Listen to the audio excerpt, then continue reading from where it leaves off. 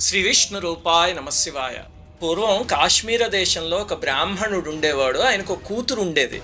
విపరీతంగా గారాబం చేసేసరికి యుక్త వయస్సు వచ్చినప్పటి నుంచి పరపురుషులతో సంబంధం పెట్టుకునే అమ్మాయి విచ్చలవిడిగా తిరిగేది.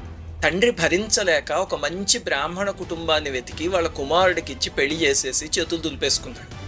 అత్తారింటికి వెళ్ళాక కూడా అమ్మాయి మారలేదు. అత్తమామల్ని ఇబ్బంది పెట్టడం, వాళ్ళకి అప్రతిష్ట తెచ్చే పనులు చేయడం, ప్రియుళ్ళు తెచ్చిచ్చే వస్తువులు పెట్టుకోవడం, ఇలాంటి ఒకటి కాదు అసలు ఎన్ని ఘోరమైన పనులు చేసిందో. ఆ భర్త ఏమో అసమర్థుడు. ఆమె ఏ తప్పు చేసినా సరే బాబోయ్ తన్ని వదిలి నేను ఉండలేను అని చెప్పి ఆమెతోనే కాపురం చేస్తూ ఉండేవాడు. తండ్రి భర్త ఇద్దరు అసమర్థులు అవ్వడం వల్ల వ్యభిచారిణిలా తయారైంది.